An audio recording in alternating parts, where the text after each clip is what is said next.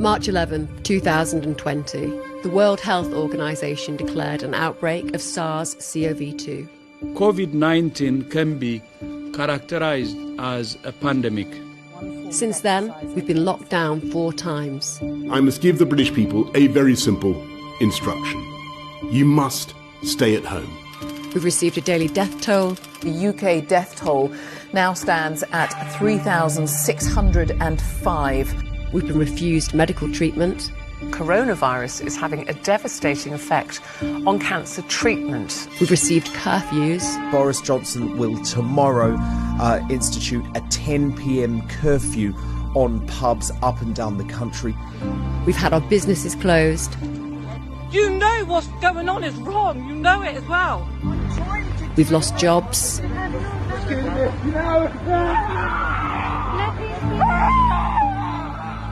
We've been restricted from seeing loved ones. Hang on a minute, don't take her away. Hey, don't take her away.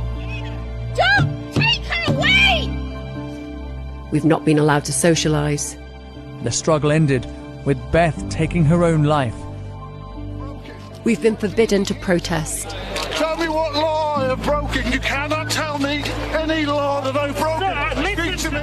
We've been assaulted. Hey, look what they're doing. Look at this old lady. Oh, whoa, whoa. Oi! Oi! Oi! Oi! We've been arrested and fined. What a disgrace. You must have mothers. What an outrage. She was an old lady robbed of her dignity for having the courage to protest. All this has been imposed using bad data. The ONS data this week came out and said that it had been downgraded. So the lockdown 2 was based again on dodgy numbers. False infection rates. According to a report in this morning's Times, 30% of test results give false positive. The app will only tell you to self-isolate if you've been in close contact with somebody who's tested positive. Yeah, but they could be false positives. Well, you will have had to be in close contact with somebody for it to tell you to self-isolate. Yeah, but their test in itself might have been a false positive. And inflated mortality rates. The definition of a coronavirus death is someone who dies for any reason within 28 days of a positive test. Now they have accelerated the release of a vaccine. But will life return to normal? I mean, just simple words there, reacting it. You're quite emotional by that. Well, it's just, it's been such a tough year for so many people, and, we can get on with our lives. Or will we see a new normal? A world with harsh, tyrannical rules, governed by a centralised totalitarian state?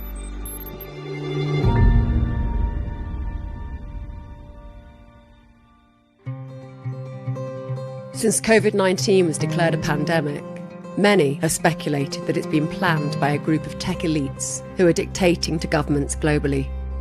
But do these ideas carry any weight? And what might their motives be for orchestrating a global pandemic? To understand, we must first explore a significant shift that's been taking place in our economy, one that only a minority of people are aware of. It's called the Fourth Industrial Revolution. To date, there have been 3 industrial revolutions. The first happened in the late 1700s with the invention of the steam engine, which led to the creation of factories and a booming textile industry. In the late 1800s, the second industrial revolution was marked by mass production, as well as new industries like steel and electricity. And the third happened in the late 1900s, which saw the invention of the computer and the internet. Now, the fourth industrial revolution describes the emergence of artificial intelligence and how it integrates more with humans.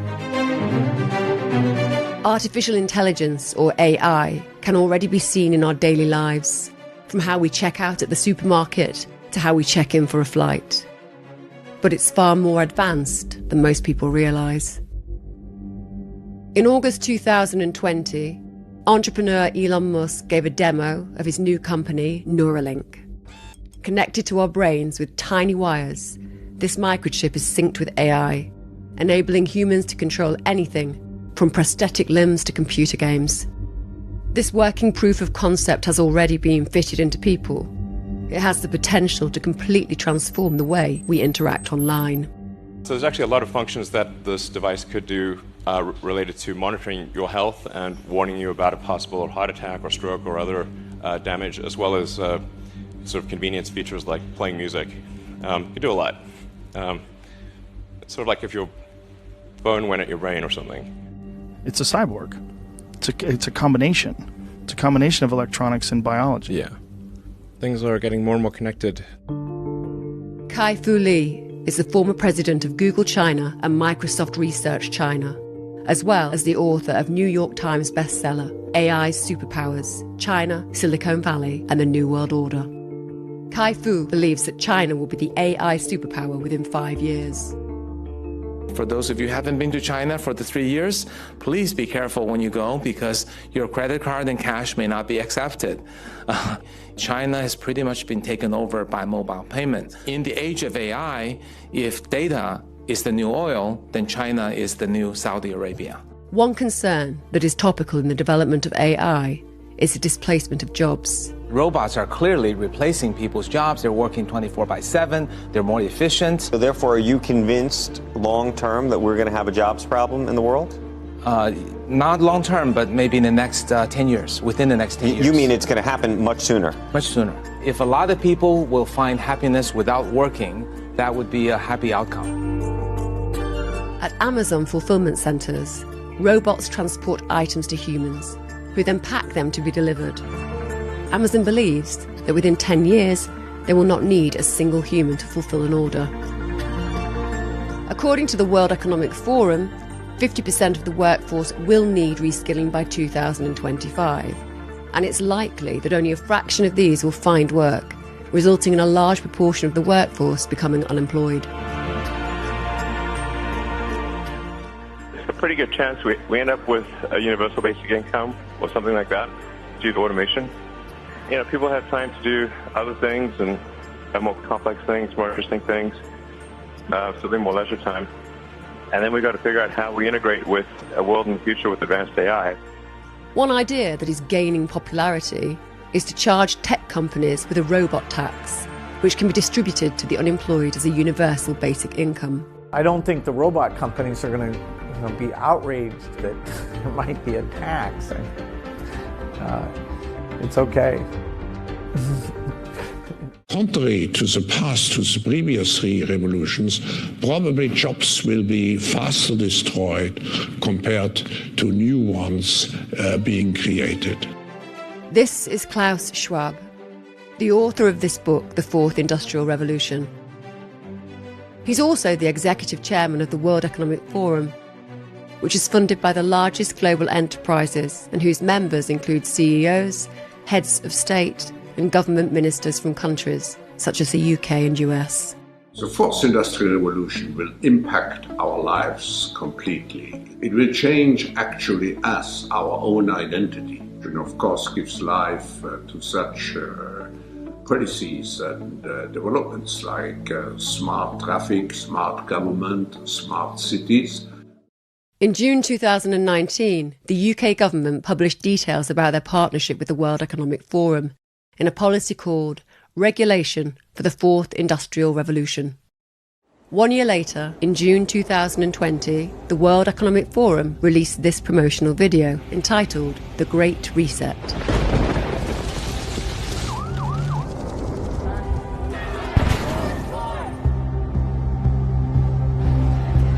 The purpose for this film is to imply that everything from economics to our culture needs to change.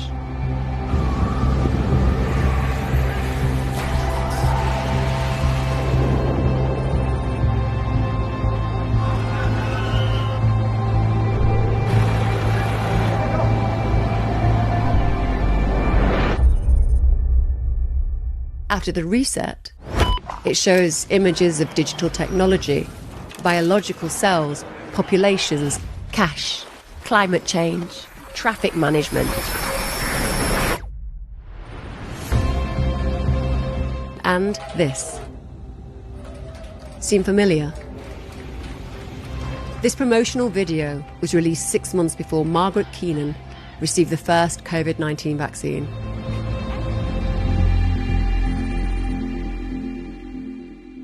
In November 2020, Time magazine published The Great Reset on their front cover. The World Economic Forum's managing director, Jeremy Jurgens, believes that it will have a devastating impact on our economy. You know, if we look at the Great Reset, we're still at the early stages of a global crisis that's going to forever transform society. You know, when it first started, people said, okay, this is the biggest crisis to hit since 2007-2008 financial crisis. And then a little bit later, they said, oh, wow, this is the biggest crisis since World War II. Now we're looking at them and saying, oh, look, this is comparable to what happened in the Great Depression. Politicians are also endorsing the campaign. This pandemic has provided an opportunity for a reset. This is our chance to accelerate our pre-pandemic efforts to reimagine economic systems. History would look at this crisis as the great opportunity for reset. All elements of the Great Reset are fundamental to building the future we need. And it's even promoted by the royal family, who posted this video on their YouTube page with the Great Reset hashtag. We are on the verge of catalytic breakthroughs that will alter our view of what is possible and profitable within the framework of a sustainable future.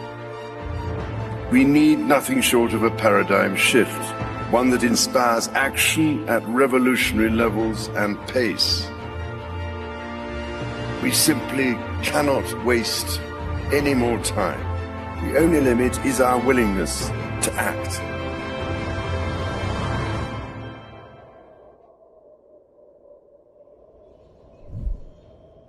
And the time to act is now. The World Economic Forum believes that capitalism needs to be reinvented. Their Build Back Better slogan has been adopted by politicians across the globe. This moment also gives us a much greater chance to be radical and to do things differently, to build back better. Because we can only build back better if we lean on one another. Over the last 2 weeks, I've shared my agenda for economic recovery. I call it Build Back Better, because we can't just build back to the way things were before. We have to do it better. And the first plank of my Build Back Better plan rejects the defeatist view that automation and globalization mean we can ensure American workers lead to a future made in America. So what does the world look like after the Great Reset? This social media post by the World Economic Forum demonstrates 8 predictions by 2030. Here are 3 of them. You'll own nothing and you'll be happy. Whatever you want, you'll rent and it'll be delivered by drone. And Western values will have been tested to the breaking point. Many of Boris Johnson's new policies fall in line with the World Economic Forum's objectives. In November 2020, his new Green Industrial Revolution plan included a ban on petrol and diesel cars by 2030. Combined with other current restrictions, such as blocking vehicle access to side roads, causing gridlock on main roads, extending the congestion zone, and introducing a pay-per-mile road tax, one might think that he's attempting to remove ownership of cars. The biggest application is the autonomous driving. This is going to replace the entire transportation that we're used to today. You will no longer buy cars. Your car is parked 96% of the time, so it's depreciating. How bad is that for an investment, right? Only 4% of the time is it getting you from place A to place B. But imagine there is an Uber that gets here in 30 seconds and is very reliable, very clean, and there's no nasty driver because there is no driver, and it's very safe. Would you not buy a car? One thing about AI is it gets better with data. In 10 years after its first launch, it'll probably be so much better than people, most of us will be afraid to drive. You know why? Because autonomous vehicles will start talking to each other. They will miss each other by 1 centimeter. And we as humans will become our worst enemies because we're going to be the threat to our lives. The machines are going to be safe. And pretty soon after that, humans will be disallowed from driving. Suppose you're a 50-year-old truck driver and you just lost your job to a self-driving vehicle. Now, there are new jobs in designing software or in teaching yoga to engineers. But how does a 50-year-old truck driver reinvent himself or herself as a software engineer or as a yoga teacher? Because AI is nowhere near its full potential. All jobs will disappear, new jobs will emerge, but then the new jobs will rapidly change and vanish. At the World Economic Forum 2020 annual meeting in Davos, historian, philosopher and author Yuval Noah Harari warned the audience about the dangers of artificial intelligence. We hear so much about the enormous promises of technology, and these promises are certainly real, but technology might also disrupt human society and the very meaning of human life in numerous ways, ranging from the creation of a global useless class to the rise of data colonialism and of digital dictatorships. Those who fail in the struggle against irrelevance would constitute a new useless class. And this useless class will be separated by an ever-growing gap from the ever more powerful elite. We are already in the midst of an AI arms race, with China and the USA leading the race and most countries being left far, far behind. AI will likely create immense wealth in a few high-tech hubs, while other countries will either go bankrupt or will become exploited data colonies.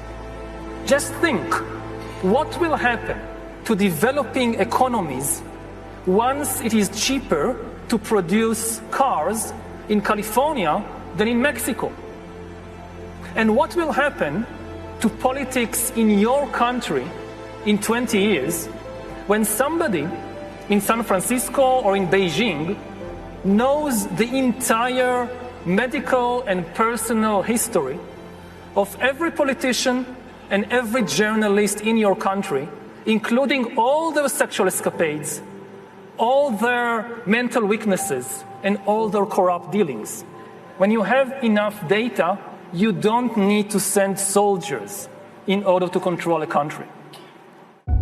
Between the beginning of the pandemic and August 2020 alone, 7 Silicon Valley tech giants added nearly $2.5 trillion to their market values, $400 billion of which was added by Microsoft. Founder Bill Gates also has an interest in vaccines, where he, through the Bill and Melinda Gates Foundation, owns stock in the vaccine manufacturing companies Pfizer and Moderna. Both companies have been developing a new generation of vaccines that interacts directly with our DNA. Traditional immunisation methods involve injecting a dead or a weakened form of the virus. This triggers the immune system to create antibodies, which helps to protect us in the case of a virus getting into our system. Pfizer's and Moderna's new messenger RNA technology, however, is not a standard immunisation vaccine, but rather genetic engineering. Instead of injecting a virus into the patient, their approach is to inject synthetic molecules that transport instructions to the cell on how to create antibodies to fight the virus. Up until November 2020, no messenger RNA vaccine had ever been approved for use on humans. On the 21st of November 2020, The Lancet expressed disappointment that the COVID-19 vaccine trial results were announced via press releases, leaving many scientific uncertainties due to the lack of safety data. The publication also expressed uncertainty on how well the vaccines work in older people or those with underlying conditions, as well as their efficacy in preventing severe disease. In early December 2020, a group of medical doctors from around the world created a video to warn the public about the safety of the vaccine.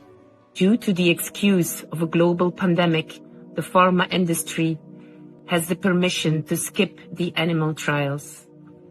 This means that we humans will be the guinea pigs. This vaccine has been developed too quickly. We have no idea what the long-term effects will be. An experiment on humanity. There is only limited short-term safety data and no long-term safety data to rule out late-onset negative effects like autoimmune diseases, infertility, and cancers. Please be critical. Do your own research and don't let the media manipulate you. This is the first time ever this will ever be launched on the human race. There are so many different awful things that can happen to us, and we need to investigate this before we go forward. This is my alarm call to the world. On the 19th of December 2020, the CDC published this report by the Advisory Committee on Immunisation Practices. Just one day after the UK initiated vaccination with the Pfizer-BioNTech COVID-19 vaccine, authorities confirmed 2 cases of anaphylaxis, which is a very serious allergic reaction that is rapid in onset and may cause death. On page 6, under the title V-Safe Active Surveillance for COVID-19 Vaccines, 3,150, or 2.8%, of the 112,807 vaccine recipients were unable to perform normal daily activities, unable to work, or required care from a doctor or healthcare professional. If 60 million people in the UK have the vaccine, we can expect 1.67 million people to be unable to work, unable to perform normal daily activities, and to require care. I don't know how long for. If 6 billion people worldwide have the vaccine, then the number rises to 167 million. And this, remember, is a short-term problem. We don't know what will happen in the medium and long term. The side effects for the Moderna vaccine sound concerning. We looked. After the second dose, at least 80% of participants experienced a systemic side effect, ranging from severe chills to fevers. So, are these vaccines safe? Well, the FDA, not being pressured, will look hard at that. The FDA is the gold standard of regulators, and their current guidance on this, if they stick with that, is very, very appropriate. And you know, the side effects were not super severe. That is, it didn't cause permanent health problems for the things there. Moderna did have to go with a fairly high dose, and so to get the antibodies. Some of the other vaccines are able to go with lower doses to get responses that are pretty high, including the J&J and the Pfizer. And so there's a lot of characteristics of these vaccines. It's great that we have multiple of them that are Bill, going out there. And yes, I think you know the data better than I do. But the data showed that everybody with a high dose had a side effect. In addition to their interest in vaccines, the Bill and Melinda Gates Foundation donates money to media organisations such as the BBC, universities that provide media representatives, and in partnership with the World Economic Forum, Event 201, which simulated a coronavirus-induced pandemic 5 months prior to the actual pandemic. On behalf of our center and our partners, the World Economic Forum and the Bill and Melinda Gates Foundation, I'd like to extend a very warm welcome to our audience here in New York. The goal of the Event 201 exercise is to illustrate the potential consequences of a pandemic and the kinds of societal and economic challenges it would pose. A new coronavirus spread silently within herds. Gradually, farmers started getting sick. Infected people got a respiratory illness with symptoms ranging from mild flu-like signs to severe pneumonia. The sickest required intensive care. Many died. Experts agree unless it is quickly controlled, it could lead to a severe pandemic, an outbreak that circles the globe and affects people everywhere. The scenario also highlights the very critical role that global business and public-private partnerships play in preparing for and responding to pandemics. By the turn of the 20th century, 90% of all US refineries were controlled by John Rockefeller, who went on to monopolise the pharmaceutical industry. He had 6 children who founded Venrock, a venture capital company which made investments in tech companies such as Apple and Intel. In 2010, the Rockefeller Foundation released a document called Scenarios for the Future of Technology and International Development, which described a pandemic scenario with the headline, "A world of tighter top-down government control and more authoritarian leadership." During the pandemic, national leaders around the world flexed their authority and imposed airtight rules and restrictions, from the mandatory wearing of face masks to body temperature checks. Citizens willingly gave up some of their sovereignty and their privacy in exchange for greater safety and stability. This heightened oversight took many forms, such as biometric IDs for all citizens. While there's no evidence to suggest that this 10-year-old document has any relation to the current pandemic, it was accurate in predicting many extreme restrictions that are being imposed on us today. Recently, in December 2020, the Rockefeller Foundation published this report. COVID-19 vaccines have arrived, with enough supply to vaccinate as many as 50 million people by the end of January. But these initial doses will do little in the short term to arrest an epidemic that is raging out of control. By the end of January, the country will likely be able to conduct more than 70 million tests each week, a number that is expected to double to 200 million by April 2021. They advised the US government students should be tested at least once a week, every week. Does advice from a large US organisation have the potential to influence UK government policy? The Health Secretary this evening announced an emergency targeted testing programme for secondary schools. We've decided to put in place an immediate plan for testing all secondary school-age children in the 7 worst affected boroughs of London, in parts of Essex that border London, and parts of Kent. The test used to detect positive cases is called PCR, and it only requires very small samples to see if there's any virus present. Now, PCR doesn't tell you if what it detects is infectious. It may pick up on virus fragments from a past infection that isn't currently making you sick. Now, this means there could be false positives, so there's a positive test result, but no active infection. Let's deal with this test for infection, the PCR. I want to ask you if you think it's reliable enough. Dr. Daniels. I'm an NHS clinician, and we've got experience with these PCR tests for many, many years. And the reality is we always take the results with a little bit of a pinch of salt. You test 1,000 people, one of whom is positive, but the test will pick up 6 people if it's got a 0.5% false positive rate. That's significant if it's being used to drive policy decisions. If you're tested repeatedly, the odds become greater and greater that you will get a positive test, and it's a convenience for whoever is playing some macabre game, because I don't think it's an error anymore. But this industrial scale PCR test, they don't release even the basic information about it, like the false positive rate. It's unbelievable that public health people who do know better, I've spoken to some people in it, and they're embarrassed. They're not even being allowed to characterize and publish the information you would need to know to work out how useful the test is. That's not being done. It's full steam ahead. With the PCR test providing a high rate of false positives, is their intention to boost infection rates in order to justify more lockdowns? In the early 90s, disease mongering was a strategy coined by pharmaceutical companies for creating a disease and scaring people, then offering a pre-planned drug.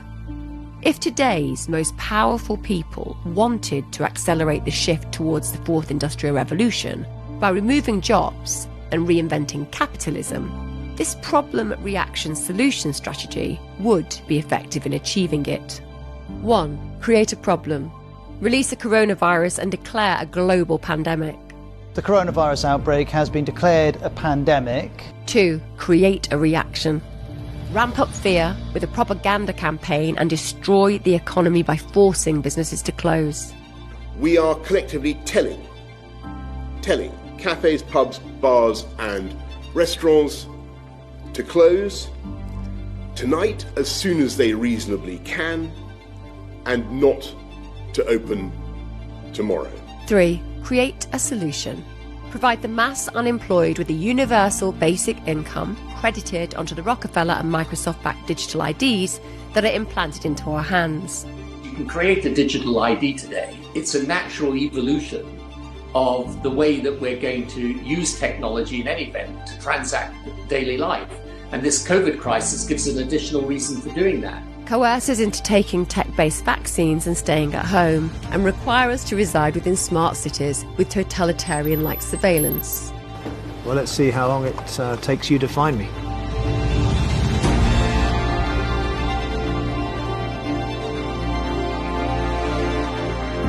Right behind me, you can see just over my left shoulder there. Hello, guys. I've been expecting you. In return for giving us the universal basic income, are these the conditions they will require?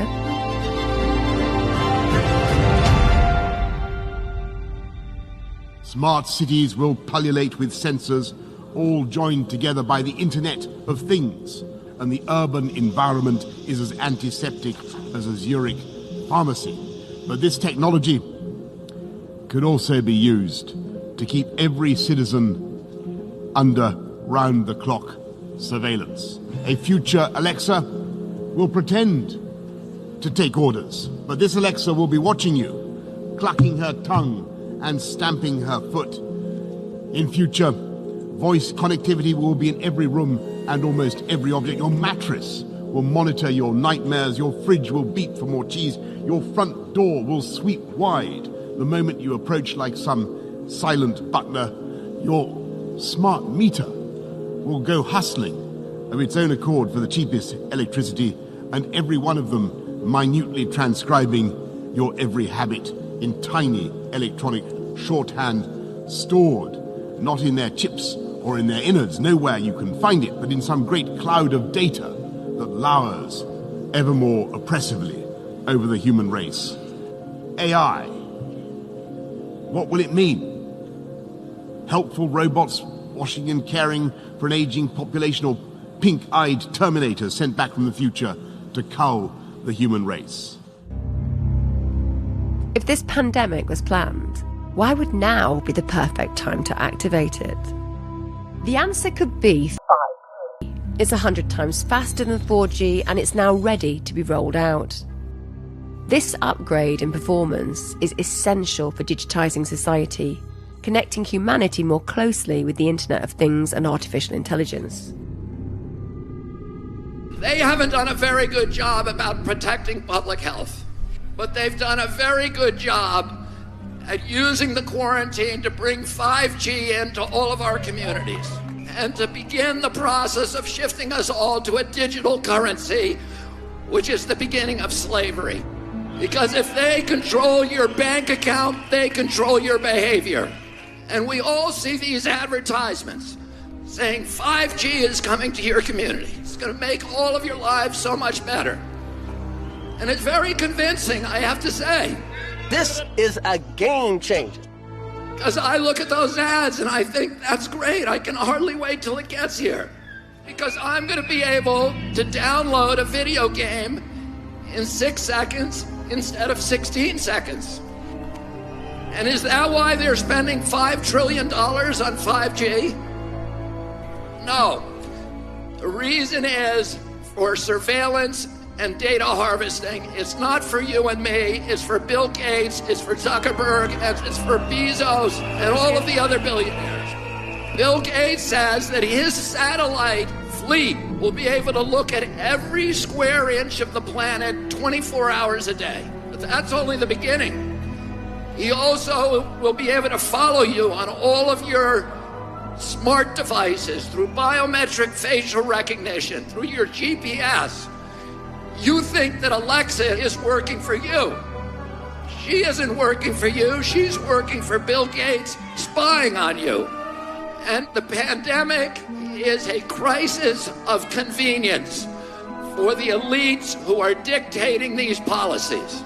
It gives them the ability to obliterate the middle class, to destroy the institutions of democracy, to shift all of our wealth from all of us to a handful of billionaires to make themselves rich by impoverishing the rest of us. If you know enough biology and you have enough computing power and data, you can hack my body and my brain and my life. A system that understands us better than we understand ourselves can predict our feelings and decisions, can manipulate our feelings and decisions, and can ultimately make decisions for us. Now, in the past, many tyrants and governments wanted to do it, but nobody understood biology well enough, and nobody had enough computing power and data to hack millions of people. Neither the Gestapo nor the KGB could do it. But soon, at least some corporations and governments will be able to systematically hack all the people. We humans should get used to the idea that we are no longer mysterious souls. We are now hackable animals. The power to hack human beings can, of course, be used for good purposes, like providing much better healthcare. But if this power falls into the hands of a 21st century Stalin, the result will be the worst totalitarian regime in human history, and we already have a number of applicants for the job.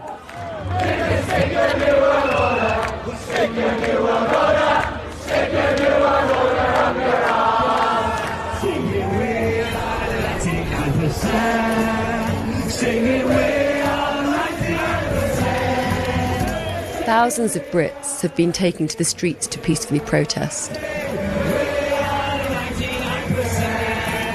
I'm a chef and the hospitality trade is in ruins with the policies that are being put in place, and I was made redundant on the 3rd of July and I've not been able to find work since. A couple more months and I won't be able to afford my rent. But as with all other COVID-related protests, this one was terminated early when the riot police aggressively intervened.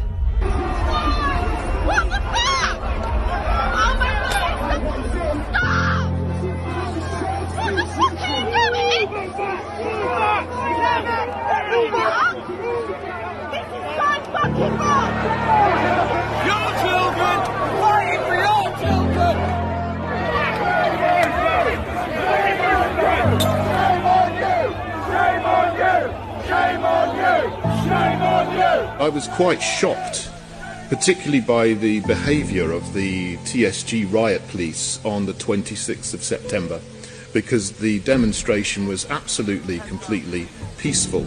Columns of riot police waded into the crowds, batons drawn, people were injured, people's faces were bloodied, a woman was pushed off her chair.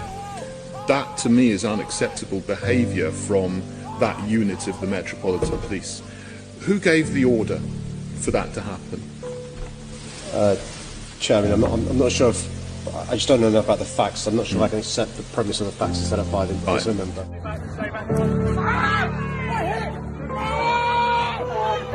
Images of police brutality and unlawful arrests against people who are defending their human rights are also being shared around the world. The French capital, once again the scene of clashes between police and demonstrators.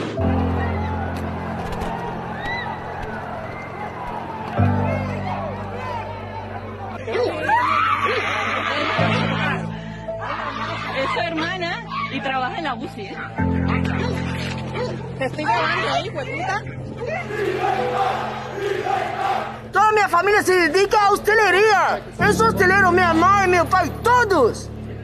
Sabe o que fazemos agora? Um caldo de merda com uma pastilha de creme. Não tinham para manjar. Nada. Nada.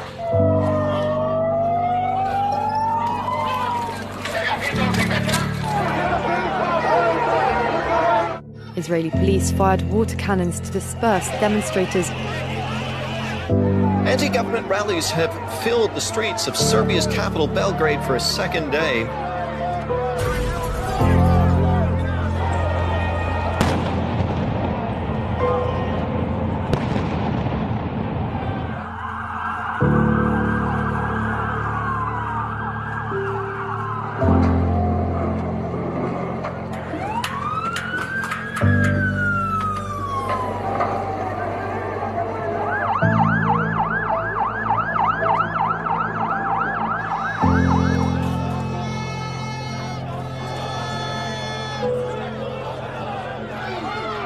Police made 74 arrests and handed out 176 fines as protesters assembled for a second day in a row. I'm so scared, it's ruining our business. The testing is a sham. It's decimating our whole economy. Are you fucking kidding me? Why should I rest? You got a baby. You ain't got the baby. Leave her alone. Ellos oyen us.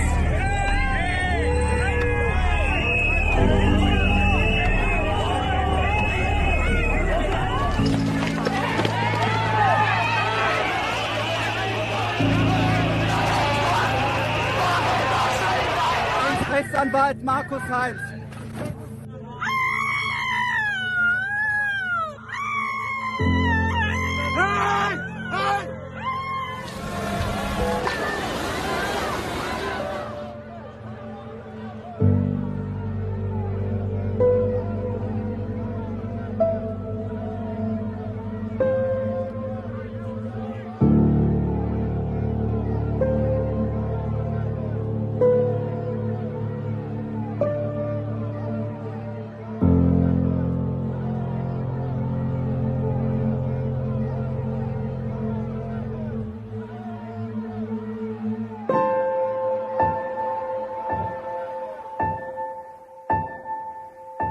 I've been in law enforcement for 10 years. I've seen officers nationwide enforcing tyrannical orders against the people. Because every time I turn on the television, every time I look to the internet, I'm seeing people arrested or cited for going to church, for traveling on the roadways, for going surfing, opening their businesses, and arrest them and charge them with what? With a crime? I don't know what crime people are committing. We need to start looking at ourselves as officers and thinking, is what I'm doing right? Now, I want to remind you that regardless of where you stand on the coronavirus, we don't have the authority to do those things to people just because a mayor or a governor tells you otherwise. We don't get to violate people's constitutional rights because somebody in our chain of command tells us otherwise. In November 2020, Italian police removed their helmets in solidarity with protesters following 18 days of protesting. At the end of World War II, a series of tribunals were held in Nuremberg, Germany, for the prosecution of prominent members of the Nazi Party. Opening the first trial in history for crimes against the peace of the world imposes a grave responsibility. Their defense that they were just following orders was not enough to escape punishment. That same year, Yale University psychologist Stanley Milgram conducted a series of experiments that tested whether ordinary people would inflict harm on another person after following orders from an authoritative figure. 150 volts. Answer, force. Experiment, that's all. Get me out of here. Get me out of here, please. Continue, please. Go right on. I refuse to go on. Let me out. The experiment requires you continue, teacher. Please continue. Participants didn't know that the learner was really an actor and the so-called shocks harmless. You're going to get a shock. 180 volts. Alarmingly, the results suggested that any human was capable of this, due to feeling disconnected from their actions when they comply with orders. Following the trials, the Nuremberg Code was created to protect people's human rights. They include voluntary consent is essential. Human experiments should be based on previous animal experimentation, and experiments should be conducted by avoiding suffering and injury. With the current rollout of the COVID-19 vaccination programme, we now see these fundamental human rights being violated again. We and others in the post-war consensus led to an international law that says that no medical procedure may be performed on a human being without their informed consent, and they must benefit from it. Your government doesn't have the right to override that law. So if people are saying you've got to, otherwise you can't go shopping, or you can't go to work or travel, take them to court. It's absolutely illegal, and no one should stand for it. 75 years ago, Hermann Goering testified at the Nuremberg trials, and he was asked, how did you make the German people go along with all this? And he said, it's an easy thing. It's not anything to do with Nazism. It has to do with human nature. The only thing a government needs to make people into slaves is fear. And if you can figure out something to make them scared, you can get them to do anything that you want. Governments love pandemics. They love pandemics for the same reason they love war, because it gives them the ability to impose controls on the population that the population would otherwise never accept. And we're telling them today, you are not going to take away our freedoms, you are not going to poison our children. We are going to demand our democracy back. Thank you all very much for fighting. You know, 75 years ago, we had millions of men, 18-year-old boys, 19-year-old men, 20-year-old men, 23-year-old men, going out, fighting for king and country, for queen and country, fighting for liberties. These were brave, courageous young men. They were shitting themselves the night before they went to war. They were terrified, but they did it. And we now, today, us liberal intellectual men, we're too afraid to go on the street, to tear off a fucking mask off our face. Excuse my language. This is the only time it is relevant to use bad language. We have got to step out of the indentureship, the enslavement, because it is not going to just remove itself. There is no rescue mission. There is no cavalry coming to rescue us. This is going to get a lot worse. And now we can see it's out of control. How many tens of thousands, if not hundreds of thousands, if not millions of people around the world have died from other matters connected to the forced lockdown, the self-isolationing, grandparents unable to look into the eyes of their children and their grandchildren. These are crimes against humanity that cannot even be calculated, okay? But when the audit is done, and it will be done, we will see that this Corona crowning event was the crowning glory of the emancipation of humanity. It is time for humanity to reclaim ourselves from this draconian tyranny. I'll leave it at that. Thank you very much.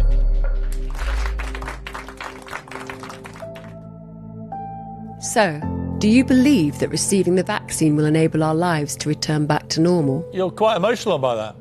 Well, it's just, it's been such a tough year for so many people.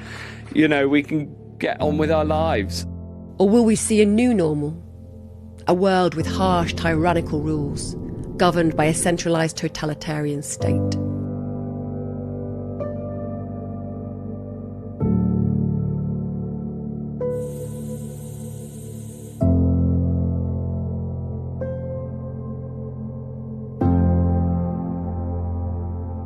Here's what Klaus Schwab thinks. People assume we are just going back to the good old world which we had, and everything will be normal again in how we are used to normal, in the old fashion. This is, let's say, fiction. It will not happen. Cut.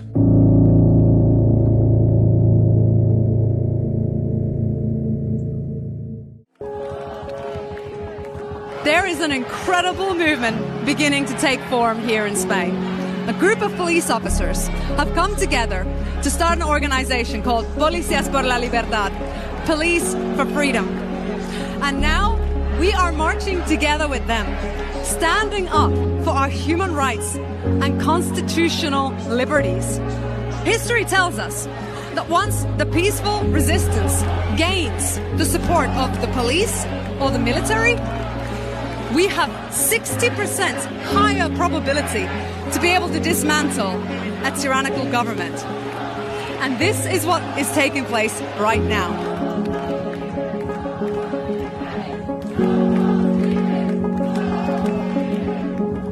November 2020, Stockholm. Experts in healthcare, law and banking from around the world have formed an alliance with a mission to protect our freedoms. Welcome everyone to Stockholm. My name is Professor Dolores Cahill from Ireland, and it is my great honour and privilege to welcome you to a worldwide organisation, the World Freedom Alliance.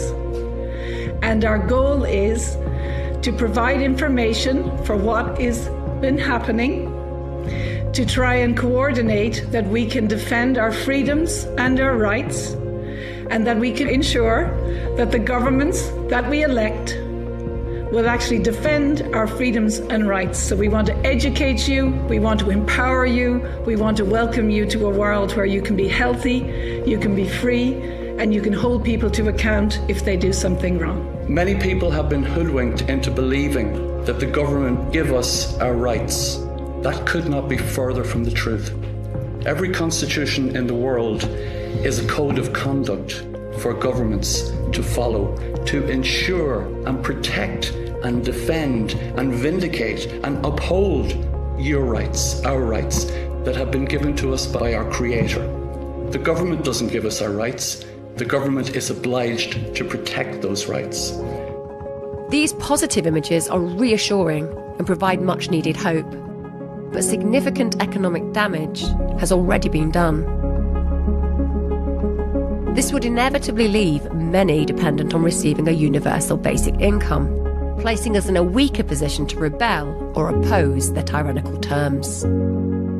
But this might be a long way off. Or is it happening already? Given this significant uncertainty, a worsening economic backdrop, and the need to give people and businesses security through the winter, I believe it is right to go further.